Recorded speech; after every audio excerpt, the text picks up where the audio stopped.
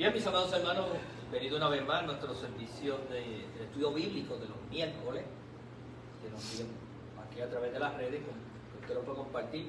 Y también esto se instala, como lo pueden ver en el canal de YouTube, el apóstol Vicky Rosado, y gracias también a los que nos acompañan aquí con nosotros.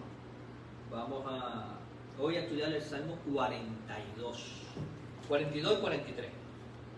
La primera vez que estamos teniendo dos salmos juntos, porque en el original hay teólogos que piensan que ese salmo estaba junto, no estaba separado uno del otro. De hecho, se nota que es una continuidad, porque repite el estribillo en varias de las ocasiones y es bien importante. Vamos a leerlo rapidito.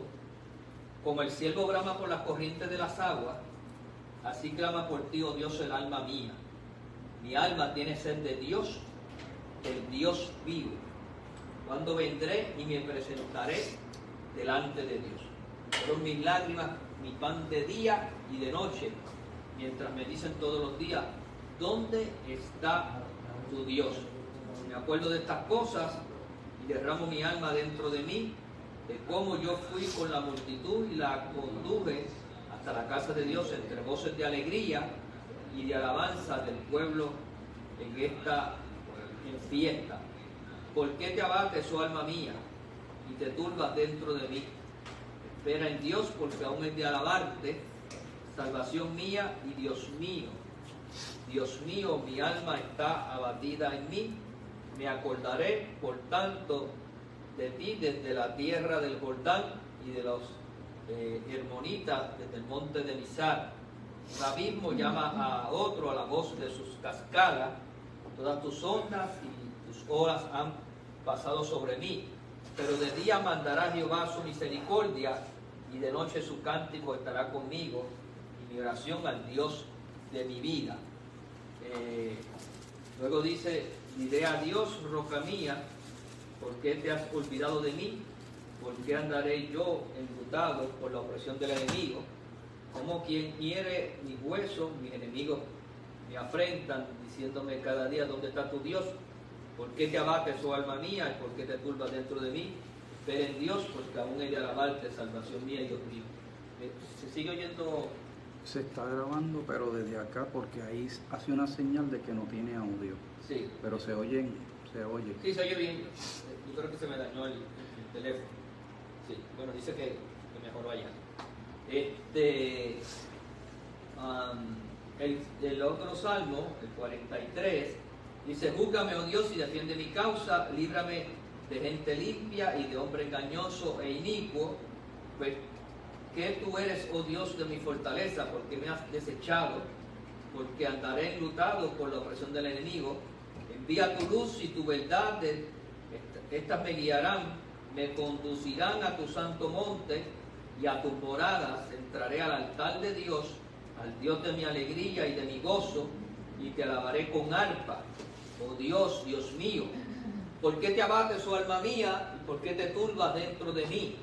Espera en Dios, porque aún he de alabarte, salvación mía y Dios mío. Termina. Tres veces sale el mismo estribillo en el salmo. Ahora, vamos a ver algunas cosas interesantes, porque hemos entrado a la segunda sección de los salmos.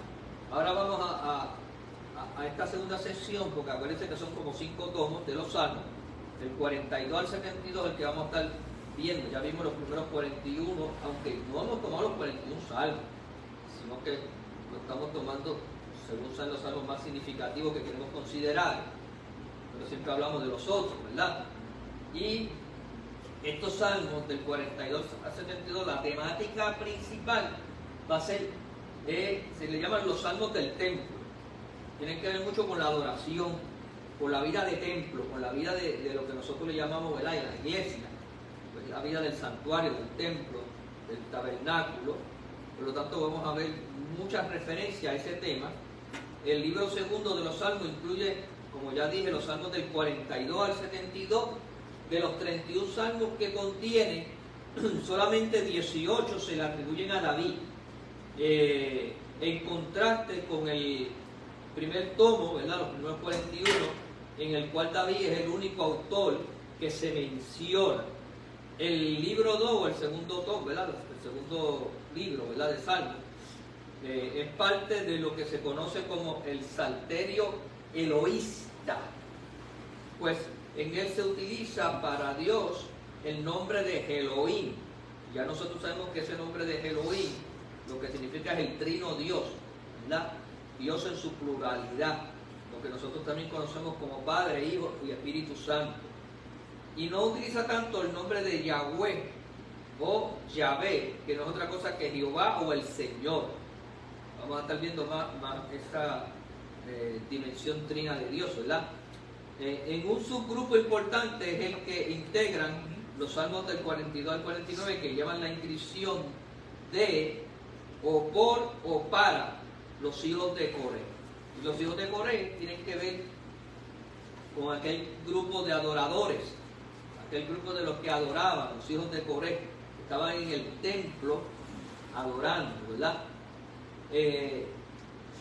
Tanto el Salmo 42 y 43 hablan de los anhelos profundos del alma. Es un salmo que recoge más el sentimiento, la parte emocional, la parte del dolor humano, por decir algo más de ejemplo, manera de ejemplo. Es virtualmente unánime entre los comentaristas, entiéndanse los teólogos, la opinión de que originalmente los salmos, el 42 y el 43, formaban un solo poema, un solo salmo, una sola canción. Muchos manuscritos hebreos que todavía existen los combinan, y el Salmo 43 es el único en el libro segundo que no tiene título. Por eso entonces que se integra, ¿verdad? Porque uno es parte del otro. El poema en su conjunto es un salmo de lamentación, un salmo que expresa el dolor, la angustia del salmista. En el verso 5, el 11, y en el capítulo, y en el Salmo 43, el verso 5 también, son versículos idénticos que sirven como una especie de estribillo del conjunto. Son repetitivos, el estribillo es como el coro de la canción.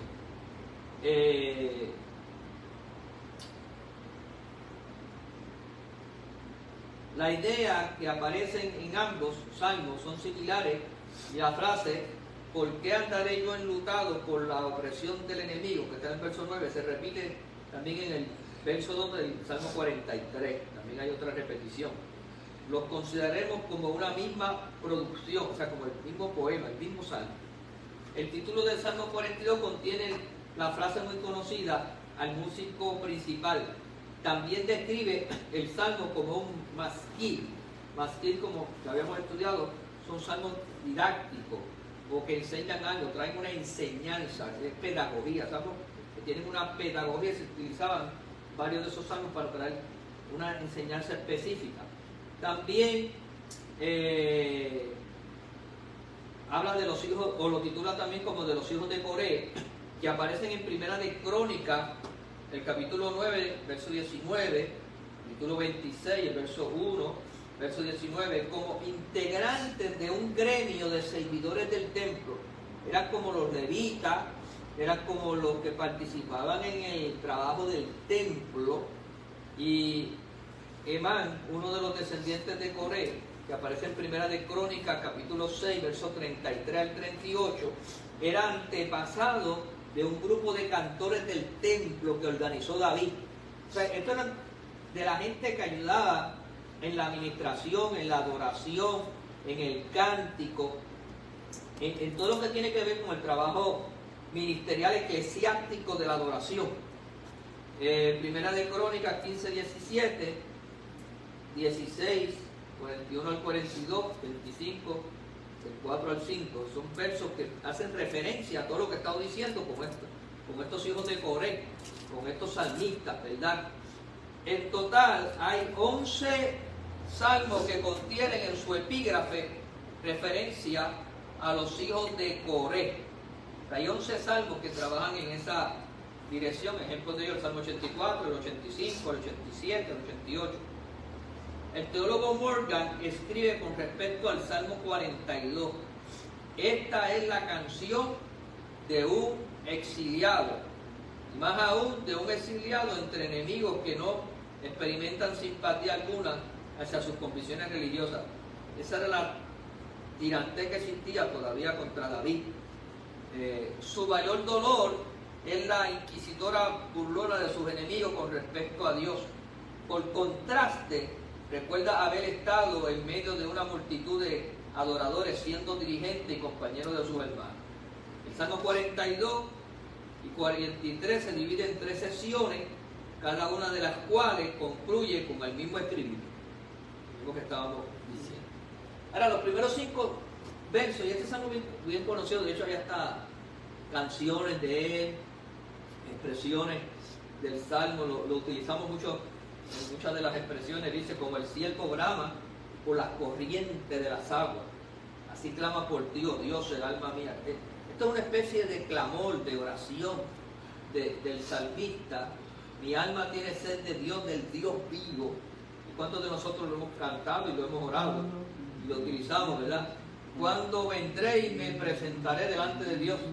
Fueron mis lágrimas mi pan del día y de noche, mientras me dicen todos los días: ¿dónde está tu Dios? Me acuerdo de estas cosas y derramo mi alma dentro de mí, de cómo yo fui con la multitud y la conduje hasta la casa de Dios, entre voces de alegría y alabanza del pueblo en fiesta. ¿Por qué te abates, oh alma mía, y te turbas dentro de mí? Espera en Dios, porque aún he de alabarte, salvación mía y Dios mío. Entonces hay una contradicción en el poema de gozo y alegría, de hambre y sed por la presencia de Dios, pero también de dolor, sufrimiento y una oración que hace un reclamo. Vamos a ver algunos detalles sobre esto. El anhelo que el alma del poeta experimenta por la comunión con Dios es tan agudo que se lo compara con la sed del ciervo, ¿verdad? El ciervo es el animal silvestre, ¿verdad? Que busca un trago refrescante en la corriente del arroyo de la montaña.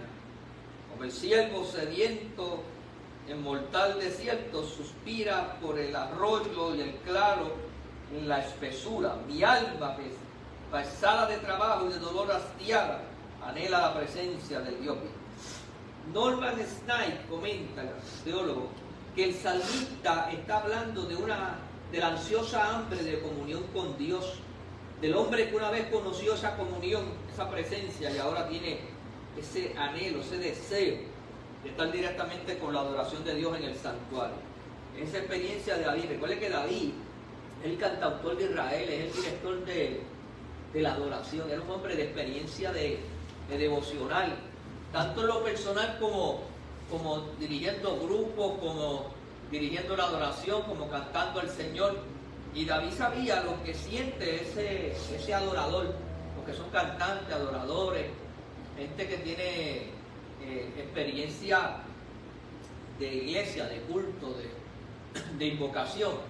Saben que hay momentos que tú te sientes que si te alejas mucho de ese contacto, te da una sed espiritual, una ansiedad de estar en ese evento de alabanza, de adoración, de culto, de iglesia.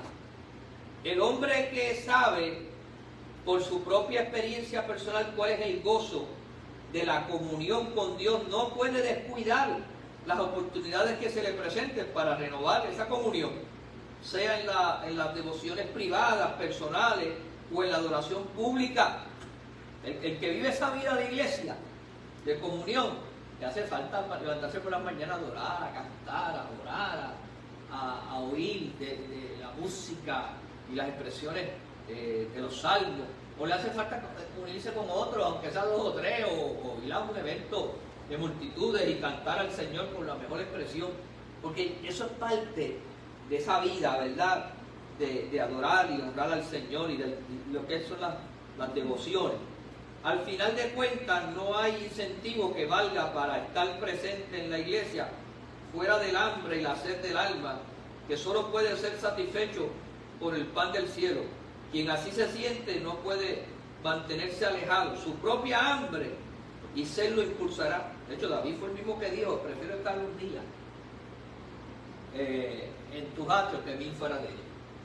David era el que decía: yo me alegré con lo que decían, a la casa de Jehová iré. David es el que termina el mismo Salmo 150 diciendo: todo lo que respire, Alabe al Señor. O sea, este era un hombre de devocional, de búsqueda. Entonces, por eso cuando ese salmo dice, como el siervo brama por las corrientes de las aguas, así clama por ti, oh Dios, la alma mía. Eso era vida de David. Eso era una vida de un cantautor, de un adorador. El verso 2, cuando habla del Dios vivo, aparece por primera vez aquí, en los salmos. La frase describe de manera sumamente adecuada el concepto heterotestamentario del Dios verdadero. Se usa por contraste con los ídolos, que eran seres vanos y vacíos, muertos, en todo el sentido de la palabra. ¿Cuándo vendré y me presentaré delante de Dios? Esa pregunta es una referencia al templo. ¿Cuándo estaré en el templo? En el lugar que ha sido señalado como su morada. No se explica de manera alguna la razón del exilio que sufre el poeta, aparentemente en el monte Mizar, desde donde pueden contemplarse los picos del monte Hermón, que es uno de los lugares que él usa metafóricamente para describir su experiencia con Dios. Sobre la margen del Jordán, esa fue la región donde huyó David durante la rebelión de Absalón. Usted sabe que en un momento que David vivió una grave persecución de ruptura de su reinado, de dividir su reinado por su hijo mayor, Absalón. Y Absalón lo sacó del palacio, tuvo que salir huyendo en un golpe de estado de su propia familia. Y David se fue a estos lugares y vivió en un destierro, en un exilio autoimpuesto. Pues esa fue la región donde huyó David en esa rebelión de Absalón. El exilio puede deberse a las acusaciones de hombres engañosos e injustos. David dice, fueron mis lágrimas, mi pan.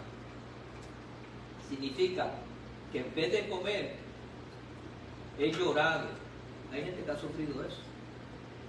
El bocado es lágrima. De día y de noche es una expresión común que significa constantemente o de manera continuada. Entre sus cargas estaban las burlas y las acusaciones de quienes lo rodeaban. Porque cuando él estuvo en esa persecución, la gente se burlaba de él. Mira lo que te hizo tu hijo, mira lo que te ha hecho tu propia familia. ¿Dónde está tu Dios? Y esas son las palabras que a veces no solamente la gente le dice a uno en el momento de la miseria, son las palabras que le vienen a uno a la mente. Te abandonó Dios, se olvidó de ti. Derramo mi alma dentro de mí, ha sido interpretado como mi alma se derrite en su pena oculta, el sufrimiento, el dolor. El estribillo que se repite en el verso 11 y en el verso 5 del Salmo 43 expresa la esperanza y convicción de que habrá de producirse la inversión de su suerte por medio de la salvación de Dios. Dios iba a hacer algo que va a transformar nuevamente el camino. Y esos son los que tienen confianza en el Señor. ¿Por qué te abates, oh alma mía, y te turbas dentro de mí? Espero en Dios, porque aún he de alabarte, salvación mía, Dios. Y esa debe ser la actitud del creyente en medio de la tribulación, de la prueba, de la dificultad. No te turbe, no se turbe. Lo que dijo Cristo en Juan 15, no se turbe vuestro corazón ni tenga miedo. Manténgase creyendo en Dios, confiando en el Señor. Entonces, el verso 6 al 11, el salmista vuelve a su lamentación, acentuando el hecho de que sus enemigos lo han condenado injustamente. En cuanto a las hermonitas y el monte de Mizar, dice, un abismo llama a otro a la voz de tus cascadas. Puede significar, el alma desea comunicarse con el alma, el espíritu con el espíritu. A la inundación sigue la inundación, tus cataratas atruenan, tus ondas y tus olas pasan sobre mí. Son palabras de licencia poética y expresiones que los poetas, en este caso poetas inspirados por el Señor a través de estos cánticos, expresaban para demostrar su dolor, su tristeza, y también a la misma vez su autocompasión por ellos mismos, para levantarse nuevamente. La segunda interpretación se adapta mejor al contexto. En su situación desesperada, el exiliado ve un rayo de luz, verso 8, y determina insistir en su oración a Dios, su roca, verso 9, su refugio y su fortaleza, como lo dice ahí claramente, ¿verdad? Y diré a Dios, roca mía, ¿por qué te has olvidado de mí? Porque andaré yo enlutado por la opresión del enemigo. Luego dice ahí en verso 10, y significa literalmente, como quien hiere mis huesos. Eso es lo que significa eso literalmente, ¿verdad? Como un temblor de mis huesos que lo invalida y amenaza terminar con su vida. O sea, el dolor, cuando la gente se enferma emocionalmente, le duelen hasta los huesos. Le duele, por decir metafóricamente, hasta el alma. Entonces el sufrimiento hace que tú caigas una congoja y hasta te enfermes. Eso es lo que se llaman las enfermedades psicosomáticas. ¿Verdad? La gente crea una circunstancia, una enfermedad. Y así como la crean, así también a veces cuando reciben la palabra o reciben la esperanza, se autosanan, rompen con el ciclo de la enfermedad. Entonces,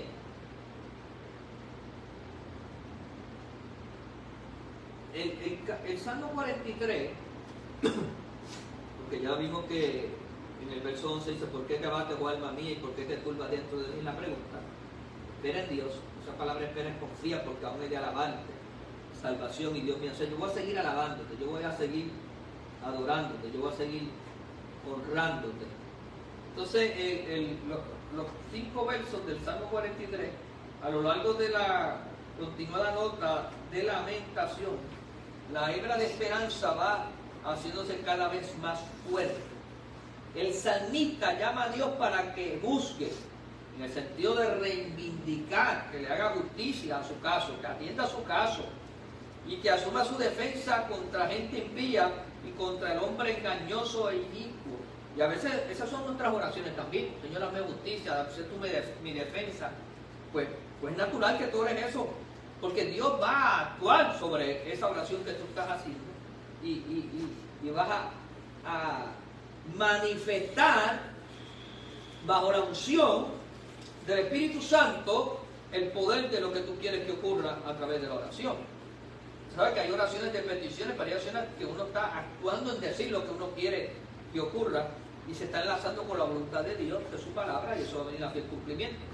Y estos son ejemplos de lo que Dios hace. Envía tu luz y tu verdad, estas me juzgarán.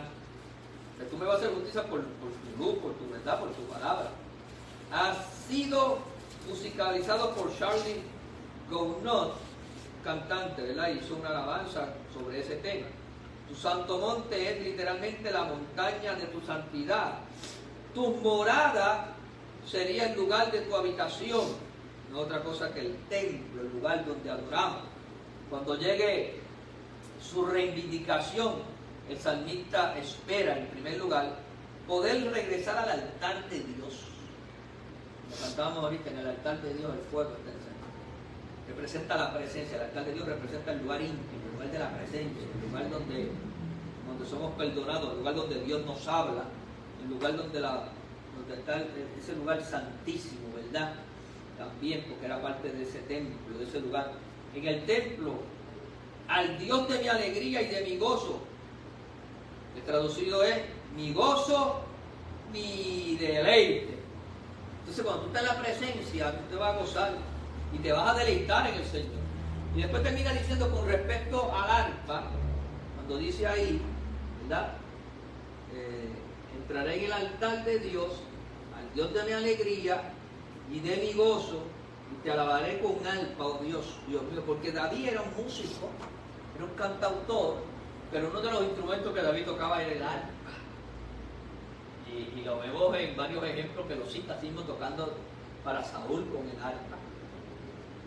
Y tocando, y el arpa, como yo decía la semana pasada, es un instrumento de muchas cuerdas, y a veces uno ve tanta cuerda y como esa gente que lo saben tocar bien y le sacan una melodía extraordinaria. Y cuando yo veo un sitio que toca un arpa bien tocado, a mí me gusta acercarme para deleitarme en tantas cuerdas y como cada cuerda de esas mantiene un sonido tan especial. De hecho, el arpa es un instrumento que, como la guitarra, bien tocado. Tú puedes escuchar un concierto de guitarra, un concierto de arpa. Nosotros me acuerdo de la experiencia de de Patricia Flores, iba a las iglesias con su arpa, y ella tenía una voz como de si fuera una gitana de España, y cantaba con aquel arpa y profetizaba. O sea que yo lo usaba proféticamente y predicando, entonces tocaba el arpa y profetizaba con esa arpa, y era una experiencia extraordinaria.